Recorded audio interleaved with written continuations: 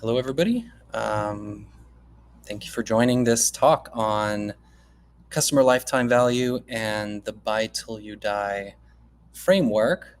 I'm going to start with a quick intro to why I think it's very important and basically who I am. Let's start with that first, right? My name is Janos. I'm a data consultant. I own a consulting company. And I started out actually very far from consulting. I was in astrophysics and got a PhD in astrophysics from Berkeley back in the day. And like many people who are finishing a PhD, I was thinking very strongly about what my career will be in the future after I finish. And although I love the technical stuff, I kind of felt like I wanted to be in the business world a little bit. And so I ended up transitioning to data science. And from data science, the company that I was working at kind of pivoted to being very heavily in the marketing space. So all of a sudden, I went from astrophysics to data science to kind of media buying almost, which still had a very strong data component to it. And so at the end of the day, I came across a number of clients, and even to this day, when I started my consulting company, I talked to a lot of people who really aren't doing customer lifetime value, or they might have something they don't really trust it, or they might get something from a SaaS product and not really know how to activate it and use it in their in their business. And so I started thinking, well, what is the right way to do customer lifetime value modeling from a data science perspective? And that's what I want to talk to you about today. So we'll start with, just basics. Why is CLV important and useful? And then I'll actually do a little bit of walking through the technical solution there, which I think is very neat compared to the traditional way to do it. I have a little bit of a code base that I will provide. I have also a PDF. I know this is a no slides conference, so I promise to do no slides, but the kind of an accompanying document, I would say, kind of sums up everything I'm saying here, has a link to the code. And yes, Timo, thank you for reiterating that point. It is the CLV is the holy grail of data setups. I totally, or at least one of, if there are multiple holy grails, this certainly is one of them. So why don't I start with that? And before we do any screen sharing, I'll just say, knowing the lifetime value of your current customer base is almost the health metrics for a business.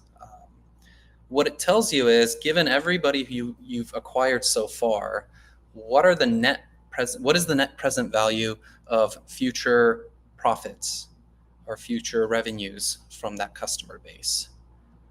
So of course, a couple of parts to this, right?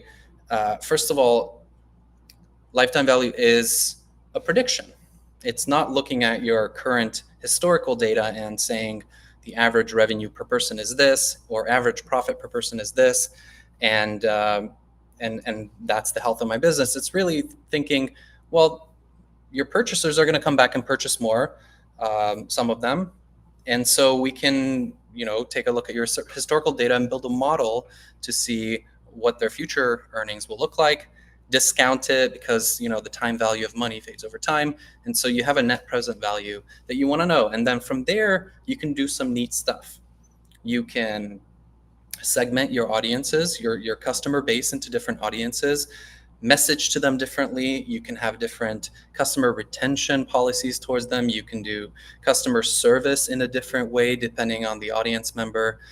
Basically bucketing your customers into lower and higher value customers. And of course, the famous 80-20 Pareto principle often applies for customer lifetime value, which is that your 20% or whatever small percent high value customers tend to drive the majority of the revenue as well. So it's worth knowing who those folks are. So today I want to talk about how to actually do that with kind of the latest research, or at least like research that's not 40 years old, but more like 5 to 10 years old, and talk about actually how to implement it. So I will go ahead and share my screen. And actually, I'll share the window.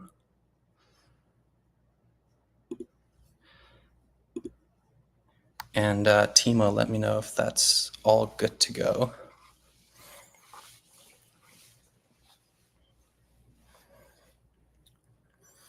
I'm going to assume so. Okay, great. So this is the document that I've put together. It's kind of just a PDF with the high-level points of this talk. I wanted to create it so that you have it as a reference after the fact. You have a link to the GitHub. The code actually is very simple, and I'll talk about that. That's an interesting point. I'll talk about that when we get to the implementation part. But what I will use this document for today in this talk is to actually just have one or two visual aids for the actual coding part, because we can spend certainly 30 minutes just downloading and cleaning data, so we don't really have time to go through all the steps of building this thing. But I want you to see, like, how do you build a model and evaluate it? So the evaluation piece for me is pretty big. So the first thing I want to talk about is the traditional versus modern ways to think about customer lifetime value. So the first thing to cover off on is there are two main types of payments. And this is the kind of figure I want to show. So I'm actually going to just stop there. I don't want to read any of this text out loud, just so you know. When we talk about businesses that receive mostly contractual payments, we're talking about places where there's a subscription or some kind of contract that renews on a very regular cadence, and has a regular payment amount, typically. And also, very importantly, there is a moment at which the user can say, I raise my hand to say I don't want this service anymore. So think about your Netflix subscription or streaming service, car insurance, SaaS products like a CRM subscription. These are billed monthly or semi-annually or annually. And if you don't want to continue receiving this service, you actually have to say, as a customer, I do not want it anymore.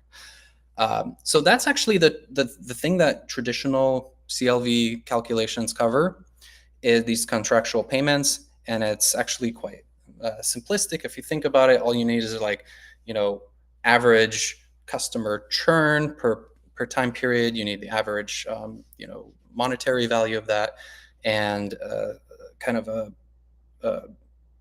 lifetime of that customer. So how many years or how many months are they going to be a customer? And usually you use some kind of averages for those.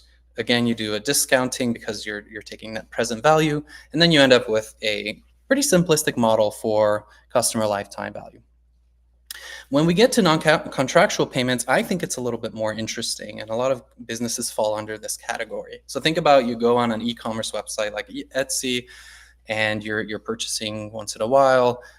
There's no point at which you say, I no longer believe in Etsy, or I no longer believe in Target. I'm never going to be a customer there again. But there is a natural lifetime where you're purchasing a lot, and then you might stop purchasing as much later. So non-contractual products basically means, or payments basically means, there's no set cadence, there's no set monetary value, and there's definitely no fixed point of churning where the person, tells the business that they're no longer is a customer.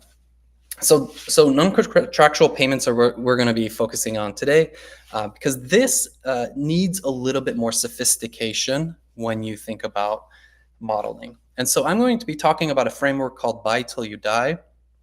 And yes, that is the actual name. I didn't make it up. Some set of professors somewhere thought up the name, and it got approved. And here we are. We're talking about this framework called Buy Till You Die. And there's really two parts to Buy Till You Die, and I'll talk about both. But I'm going to use an analogy to talk about Buy Till You Die. So I'm going to talk about sushi, and tell me in the chat if you love sushi or not. So my wife loves sushi, and she's got, her favorite sushi spot around the corner from where we live. And let's say this sushi restaurant wants to know uh, the the lifetime value of their customer base right now. Okay. So again, my wife loves sushi. So if you ask her how many times in the next year are you going to eat sushi at this one sushi joint around the corner from our place, she will say, I don't know, like 10, maybe 15 times. Definitely no more than 20, but definitely not less than like 5. Okay. So if you ask my wife, who knows herself, to predict her own purchase frequency, she can't do it. And so, generally speaking, when we talk about predicting, future purchases, future purchase value, the first thing you have to think about is at the individual level, there is uncertainty. No matter how well we know this person, this customer of yours, there is going to be uncertainty about their purchase frequency because they just simply don't know into the future how many times they might, they have a kind of a distribution of how many times they're likely to purchase. And so what we're going to be modeling is that distribution of how likely they're to purchase once in the next year, twice in the next year, three times in the next year, etc. Now, the beauty of Buy Till You Die models is that not only do you have a kind of distribution that you're fitting for the individual, but you also have a distribution that you're fitting for the whole population. Let's call it a cohort. Let's call it the cohort of people that, bought sushi in the first half of this year. Right. So my wife, we have a distribution for her. Let's characterize it by a number called lambda, right? She has a lambda that describes her probability of buying once, twice, 3 times, 4 times, etc. And uh, and we can fit a model to her behavior. Now, the thing is, what Buy Till You Die postulates is that we don't actually know per person, but we certainly don't know when we have like 1,000 people that we have in a data set. So we need a distribution on top of that that tells you the distribution of lambdas. So remember, lambda was something that characterized my wife's behavior. Now we say in this population, there is a distribution that describes how lambda varies across this distribution. So it's kind of like an inception where we're modeling a distribution of a distribution, right?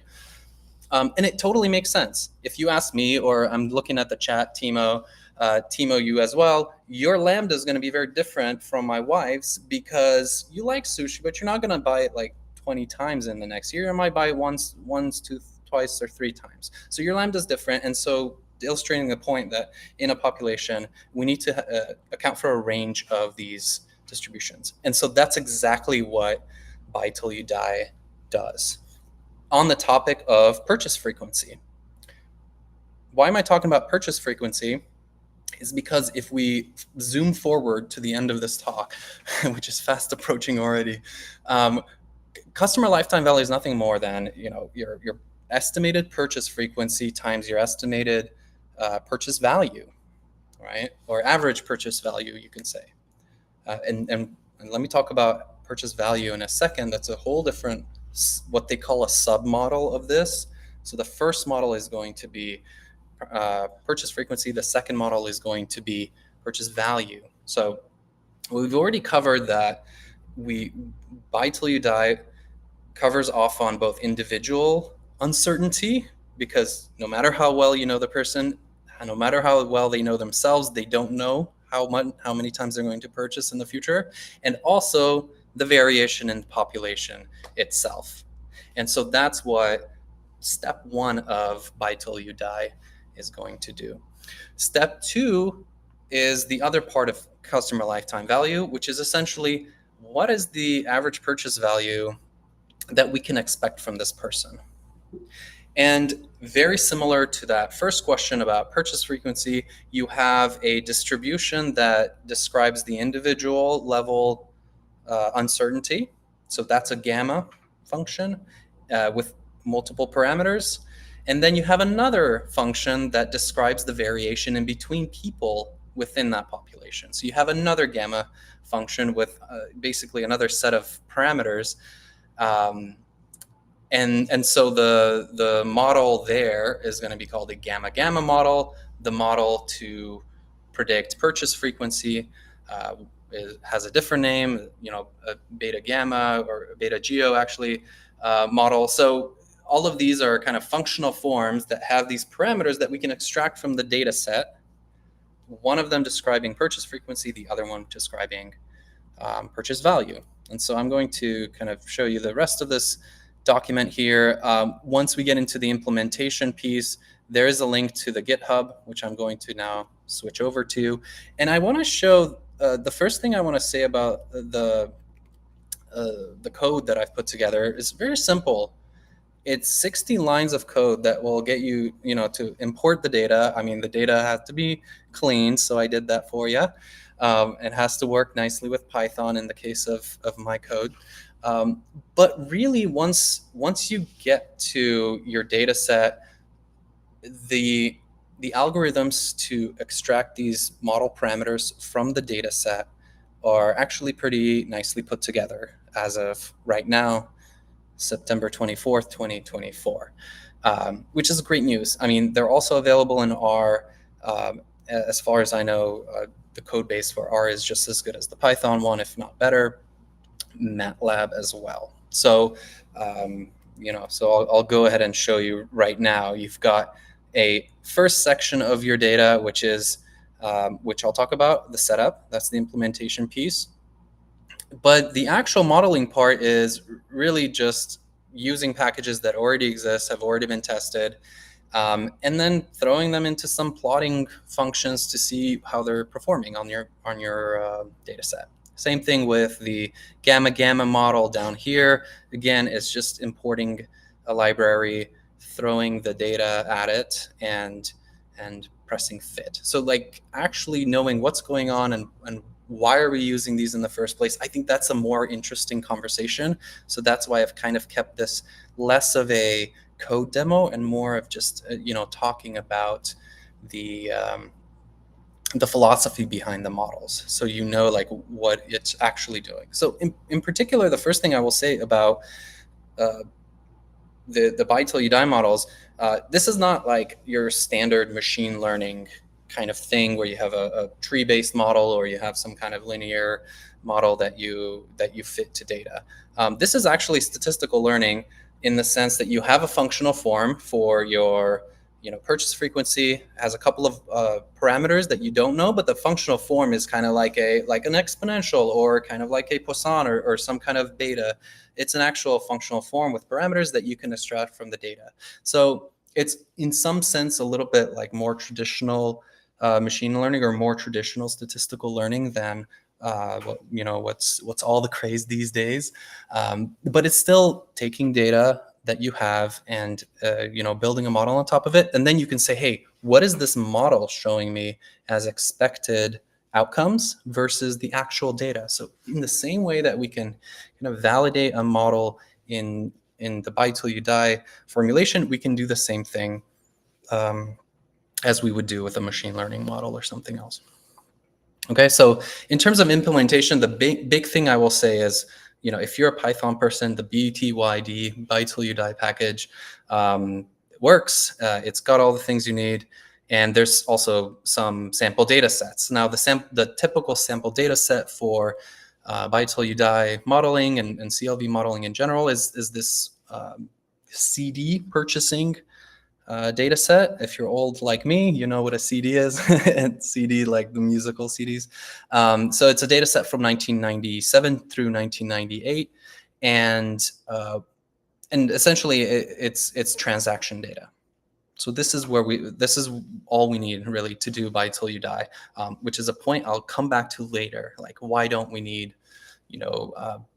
demographic data or weather data or whatever, like data about the purchases? We really just need the transaction data to do a good CLV model. That's borne out by the research. It's not just an opinion. It's really just they've tried. They've built models. They've shown that they work really well, even though they don't have all the complexities of confounding variables that you can cook up.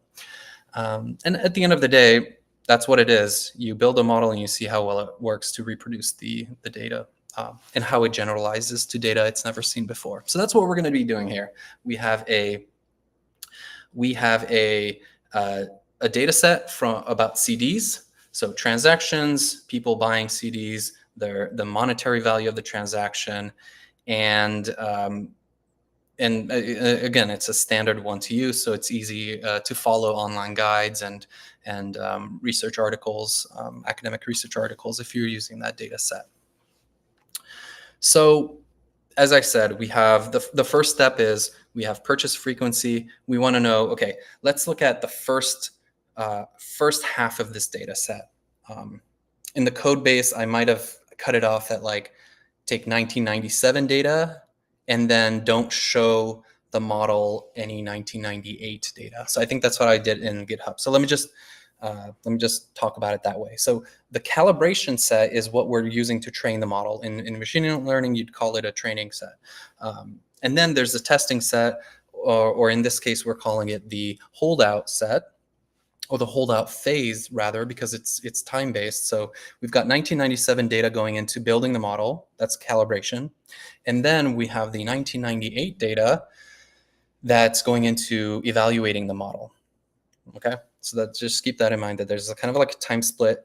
The model only sees the first half, or the first year's worth of data. The model never sees the second one until we want to test it, okay? So the first one we're going to build is what's called the BGNBD model. The BGNBD model predicts purchase frequency.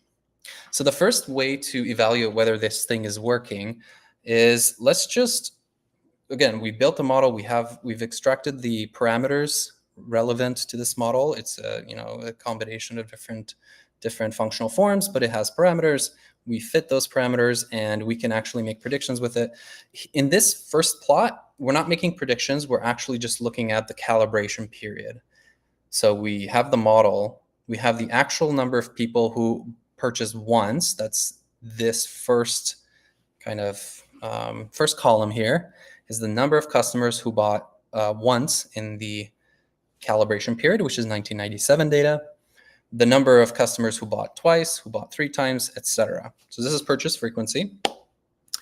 And the model just literally kind of predicts, based on its functional forms and the parameters that we extracted from the data, it predicts how many customers will have purchased once in that year, twice, 3 times. And you can see that at this very simplistic question of how well does it do to reproduce frequencies, it does a pretty good job. It's not far off. Now, doing a pretty good job always comes back to your business and your business needs. So if your business needs you to be extremely precise when it comes to these purchase frequencies, of course, then there's no right or wrong answer about what precision you need. But just eyeballing it, it doesn't look like there's a bug in the code or anything that makes us think that this modeling process was completely off. And if we now ask the question, what about the holdout period? What happened to 1998 purchases? How many purchases do we predict in 1998, given that the person purchased a certain number of times in 1997? So if you remember, most people fall into the first category. From the first plot that I just showed, most people purchased once during 1997 in the data set. And so this first column is predicting, if you only purchased once in 1997, how many times do we expect, based on the model, that you'll purchase again? So it's less than 1, of course. So most purchasers who only purchased once during the 1997 calibration period, most people didn't purchase a second time, and so the average comes down to somewhere under 1. And it's only until you get to looking at people who purchased 4 times in the calibration period of 1997, where you start to see, like, you kind of on average can guarantee that these people are going to purchase at least 1 more time in 1998, which is your holdout period. But again, you can look at the actual data versus the model data, and this is the beauty of any modeling process, but including Buy Till You Die, it all comes down to how well did it do on the holdout set.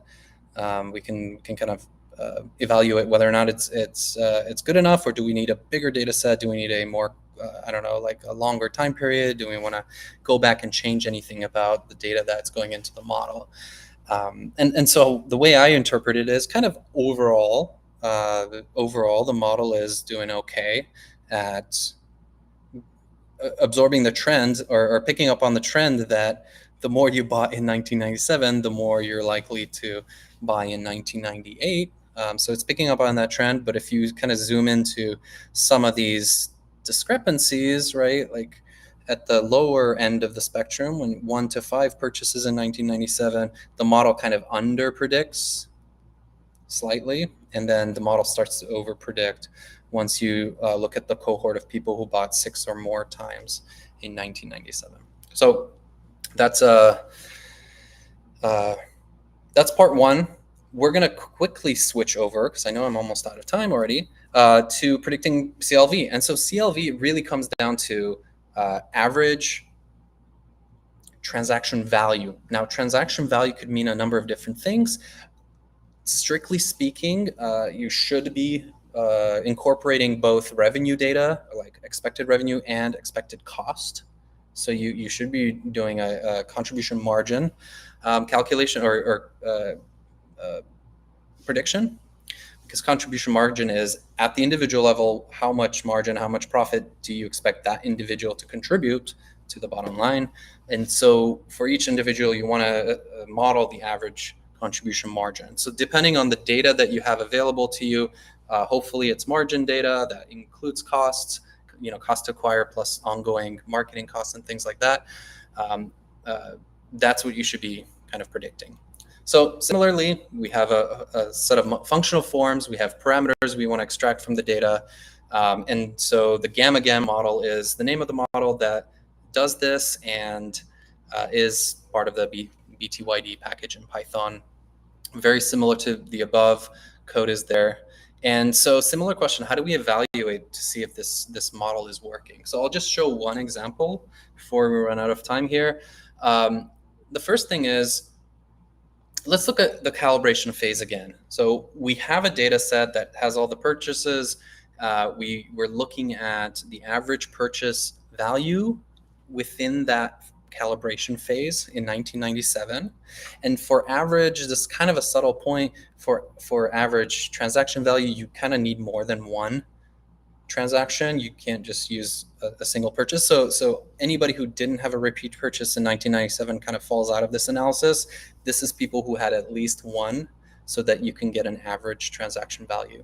And here's the actual data from the calibration phase, 1997, distribution of values. So this is, again, at the individual level, there's some kind of uncertainty, but this is their average. This is kind of like the center, or the mode of that model, that distribution.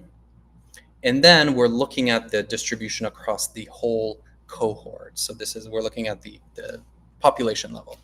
And the model that we fit using that Python code does, you can see how it does modeling that same distribution. So again, this model is built by just a handful of parameters that we've extracted from the data.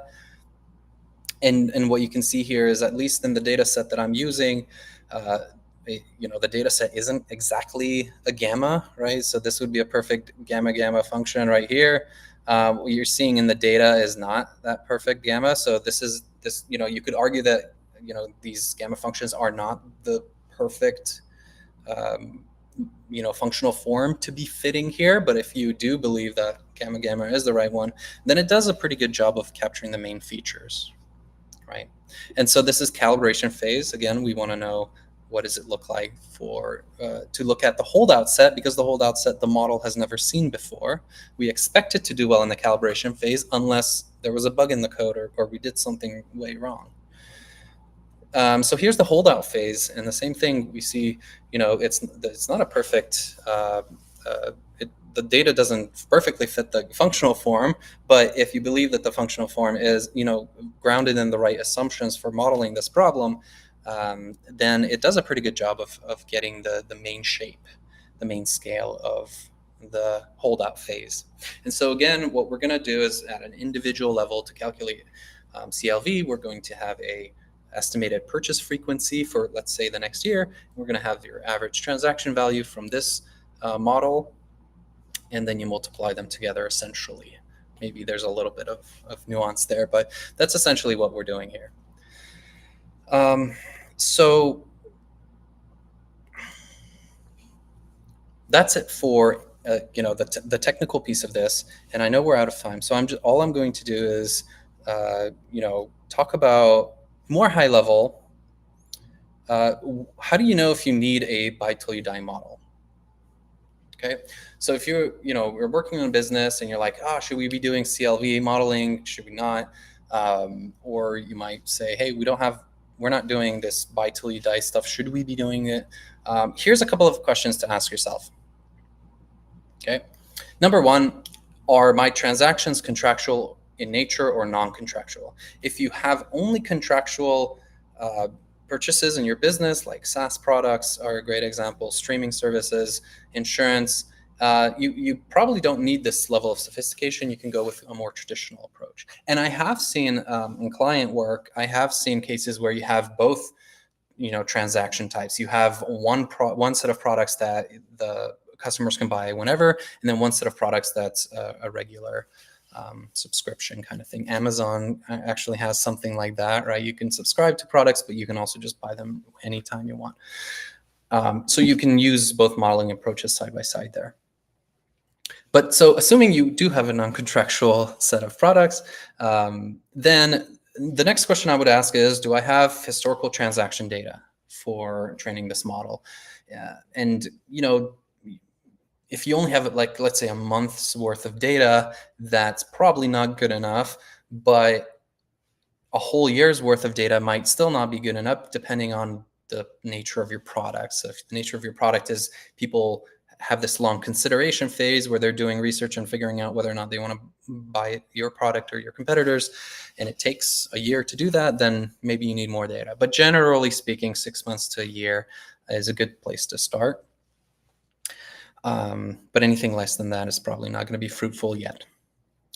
On a more technical level, so we talked about frequency and monetary value data. Those are the data sets that kind of go into the modeling process. Do they generally follow the features that we assume here? Now, we were showing the kind of shape of the average transaction value data earlier. If you look at your data and you're like, man, it really doesn't follow that curve or that distribution when I look at my data, then maybe you need a more sophisticated approach, or maybe there's some kind of segmentation you need to do to make sure that you're looking at a good subset of customers. So that's another thing that I would just kind of, that's a exploratory analysis, data analysis there before you commit to building these models. Zooming way out, though, I would say the biggest question that you should be asking is where along the journey is your company, right? So early stage organizations tend to be hyper focused on customer growth almost at any cost. Early stage startups will be like this. Or is your business kind of far enough along the journey where you need to start being efficient with, how you spend your marketing dollars, how you allocate your customer service team and your customer retention efforts, et cetera. And that's the time where you want to know who are my high value customers, because until that point, the pressure really tends to be, get as many customers, no matter if they're high value, low value. We just need traction. We just need, users in a database. And then at some point, most companies transition away from there and say, we really want to know who are the high value customers so that we're focusing our efforts there. Okay. Apologies for going over. Thank you so much for your time, and please reach out to me anytime you have questions. I love talking about this topic. I think it's one of the most important topics in business, especially marketing and sales. So happy to keep the conversation going.